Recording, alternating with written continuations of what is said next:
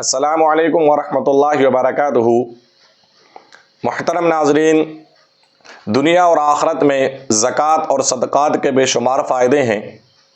اس سے مال کی حفاظت ہوتی ہے، انسان آفتوں اور مصیبتوں سے بچ جاتا ہے، بری موت سے اس کی حفاظت ہوتی ہے۔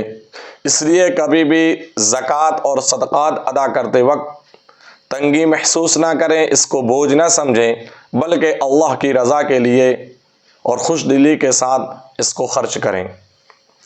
میرے محترم بزرگوں اور دوستوں، زکوٰۃ ادا کرنے کے لیے سب سے پہلے ہمیں یہ جاننا ضروری ہے کہ کتنے مال پر زکوٰۃ فرض ہوتی ہے۔ جن مالوں میں زکوٰۃ فرض ہوتی ہے، شریعت نے اس کی ایک خاص مقدار رکھی ہے، اسی مقدار کو نصاب کہتے ہیں۔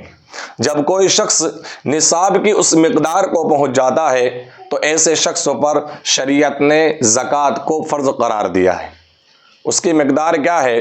تو جیسا کہ ہم نے سنا ہے کہ 7.5 تولہ سونا اور 52.5 تولہ چاندی، گرام کے حساب سے اگر دیکھا جائے تو 87 گرام اور 480 ملی گرام سونا، اور اسی طریقے سے چاندی 612 گرام اور 360 ملی گرام چاندی۔ اسی طریقے سے یا ان دونوں کی مقدار کے برابر اگر کسی کے پاس، ان دونوں میں سے کسی ایک کی مقدار کے برابر اگر کسی کے پاس مال ہو، یا یہ کہ تجارت کا سامان ہو، یعنی انویسٹ کی غرض سے انسان کے پاس جو بھی چیز ہو، یا کوئی پلاٹ ہو یا کوئی مکان ہو، انویسٹ کی غرض سے، اور اس کی قیمت 52.5 تولہ چاندی کے برابر ہوتی ہو، تو ایسے شخص کے اوپر زکوٰۃ فرض ہے۔ اسی طریقے سے بہت سے لوگ کیا سمجھتے ہیں کہ 7.5 تولہ سونا ہونا ضروری ہے، یا یہ کہ 52.5 تولہ چاندی ہونا ضروری ہے تبھی زکوٰۃ واجب ہوتی ہے۔ تو ایسا نہیں ہے میرے محترم بزرگوں اور دوستوں۔ اگر کسی کے پاس 1 تولہ سونا ہے اور 10 تولہ چاندی ہے، 1 تولہ سونا اور 10 تولہ چاندی، اب دونوں کو ملائیں گے، اب دونوں کو ملا کر دیکھیں گے کہ دونوں کو ملا کر ان کی قیمت کیا 52.5 تولہ چاندی کی قیمت کے برابر ہوتی ہے۔ اگر اس کے برابر ہوتی ہے تو اس پر بھی زکوٰۃ واجب ہوتی ہے۔